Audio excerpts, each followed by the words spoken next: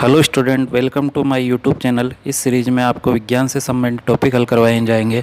अगर आपने चैनल को अभी तक सब्सक्राइब नहीं किया है तो प्लीज़ चैनल को सब्सक्राइब कर लें, जिससे आपको नए नए वीडियो की नोटिफिकेशन तुरंत प्राप्त हो जाए। तो चलिए शुरू करते हैं। इस वीडियो में हम दैनिक जीवन से संबंधित जो परिवर्तन होते हैं उनके बारे में अध्ययन करेंगे। तो आज पढ़ते हैं भौतिक बनाम रासायनिक परिवर्तन। परिचय। हमें प्रतिदिन अनेक परिवर्तन देखने को मिलते हैं, जैसे पानी में चीनी घोलना या धातु की छड़ को पीटकर चपटा करना। इनमें पदार्थ के रूप में परिवर्तन शामिल है। परिवर्तनों को इस प्रकार वर्गीकृत किया जा सकता है। दो प्रकार के परिवर्तन होते हैं स्टूडेंट, एक भौतिक परिवर्तन और दूसरा रासायनिक परिवर्तन। भौतिक परिवर्तन के बारे में जानकारी पढ़ते हैं। भौतिक परिवर्तन, किसी पदार्थ के भौतिक गुणों में कोई भी परिवर्तन क्या कहलाता है? भौतिक परिवर्तन कहलाता है। अब भौतिक गुण कौन कौन से होते हैं? भौतिक गुणों में किसी पदार्थ का आकार, आकृति, रंग और अवस्था, जैसे ठोस, तरल, गैस, ये शामिल होते हैं। भौतिक परिवर्तन जो होते हैं वो आमतौर पर प्रतिवर्ती होते हैं। प्रतिवर्ती का अर्थ है कि ये उत्क्रमणीय होते हैं, यानी दोनों दिशाओं में चलते हैं, क्योंकि कोई नया पदार्थ नहीं बनता है। ये परिवर्तन अस्थायी होते हैं, यानी कुछ समय के लिए होते हैं। भौतिक अवस्था का परिवर्तन, चेंज ऑफ स्टेट, जैसे जल से बर्फ बनना या जल से वाष्प बनना, तो ये भौतिक परिवर्तन के उदाहरण हैं। दूसरा है तौलिया में पानी का सूख लेना, यानी तौलिया गीला हो जाता है तो उसमें पानी चला जाता है, उसके बाद वापस सूख जाता है, तो ये अस्थायी परिवर्तन है। कागज़ के टुकड़े को फाड़ना, कागज़ के टुकड़े को फाड़ कर फिर उसको वापस चिपका कर कागज़ बना सकते हैं, तो ये भौतिक परिवर्तन है। अगला है तांबा को खींचकर उससे पतले तार निकालना, यानी तांबे के तार बना सकते हैं, होता तो वो तांबा ही है। अगला भौतिक परिवर्तन का उदाहरण है लकड़ी या किसी अन्य चीज़ को काटना। जब भी लकड़ी को काटते हैं तो उसके छोटे छोटे टुकड़े होते हैं, लेकिन कोई नया पदार्थ नहीं बनता है, सिर्फ लकड़ी ही रहता है वो। अगला है बल्ब का जलना या बंद होना। बल्ब को जलाते हैं या बंद करते हैं तो भौतिक परिवर्तन होता है।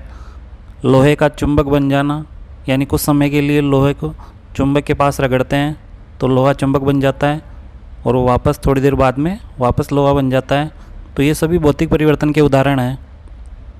तो इस प्रकार भौतिक परिवर्तन को समझ सकते हैं कि वे परिवर्तन है जिसमें पदार्थ के भौतिक गुण तथा अवस्था में परिवर्तन होता है, किंतु उसके रासायनिक गुणों में कोई भी परिवर्तन नहीं होता है।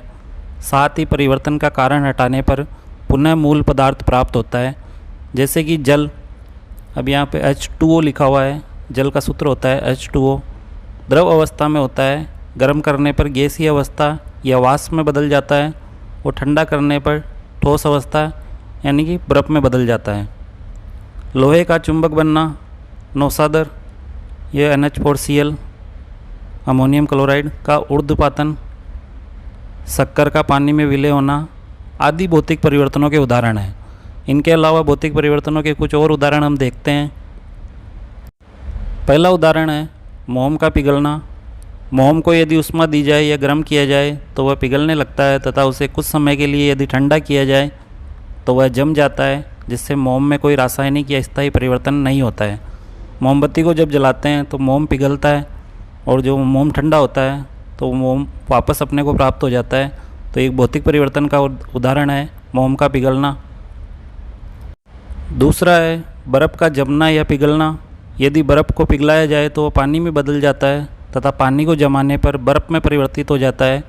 इससे पानी के रासायनिक गुणों पर कोई असर नहीं पड़ता है, तो ये भौतिक परिवर्तन का उदाहरण हो जाएगा। तीसरा है पेपर को मोड़ना या फाड़ना।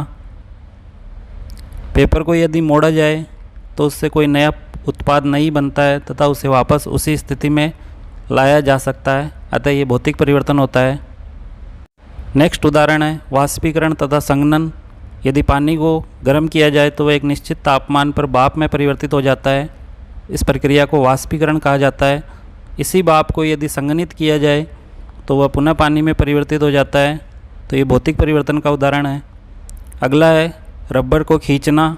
यदि रबर को खींचा जाए तो उसमें परिवर्तन होता है, तथा इस खींचे जाने वाले बल को हटा दिया जाए तो रबर अपनी पूर्व अवस्था में आ जाता है, तो ये भी भौतिक परिवर्तन का उदाहरण है।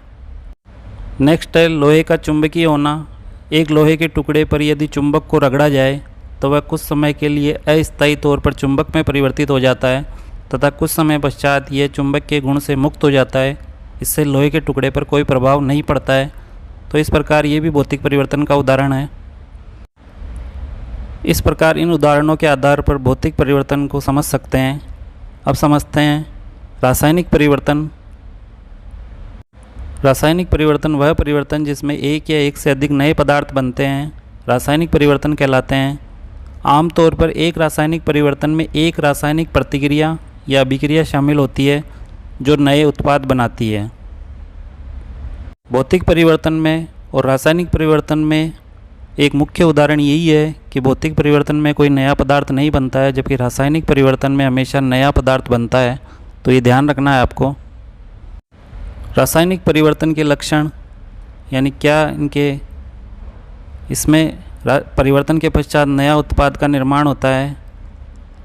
ये परिवर्तन स्थायी होते हैं, अतः कारक हटाने पर पदार्थ पूर्व अवस्था में नहीं आ पाता है। परिवर्तन के पश्चात पदार्थ के गुण बदल जाते हैं, जो मूल पदार्थ से गुणों में अलग होता है, यानी नया पदार्थ बन जाता है।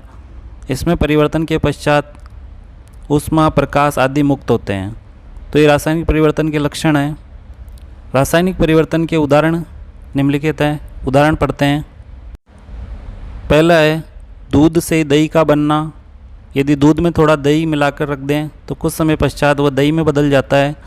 दही के गुण दूध से अलग होते हैं तथा दही को पुनः दूध में नहीं बदला जा सकता है। तो इस प्रकार नया पदार्थ बनता है। तो ये रासायनिक परिवर्तन का उदाहरण है। नेक्स्ट उदाहरण है पदार्थों का दहन या जलना। यदि पदार्थों को जलाया या दहन किया जाता है तो हमेशा रासायनिक परिवर्तन होते हैं। किसी पदार्थ के जलने में पदार्थ या ईंधन, ताप तथा ऑक्सीजन की आवश्यकता होती है, जिसमें ऊष्मा तथा प्रकाश दोनों उत्पन्न होते हैं। यह रासायनिक अभिक्रिया होती है, अतः पदार्थ का जलना एक रासायनिक परिवर्तन का उदाहरण होता है। अगला उदाहरण है मोमबत्ती का जलना तथा कार्बन डाइऑक्साइड का बनना।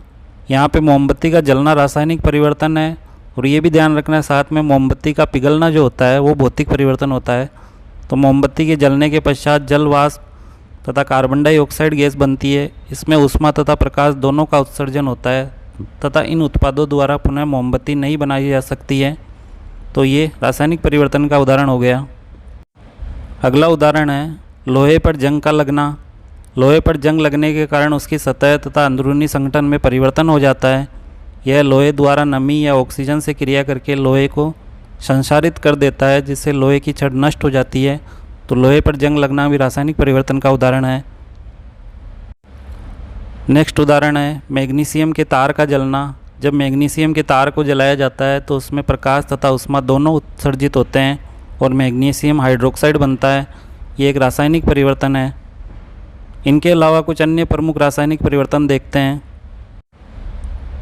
जैसे है श्वसन क्रिया, जो सांस हम लेते हैं वो रासायनिक परिवर्तन है। भोजन का पाचन रासायनिक परिवर्तन है। गन्ने के रस से सिरका बनना, ये भी रासायनिक परिवर्तन है। स्टार्च से शराब का बनना, फलों का पकना आदि दैनिक जीवन के अनेक उदाहरण हैं जो रासायनिक परिवर्तन से संबंधित होते हैं। अब सारणी के माध्यम से भौतिक परिवर्तन और रासायनिक परिवर्तन में अंतर देख लेते हैं। रासायनिक परिवर्तन से बनने वाला पदार्थ रासायनिक गुणों तथा संगठन में प्रारंभिक पदार्थ से पूर्णतया भिन्न होता है।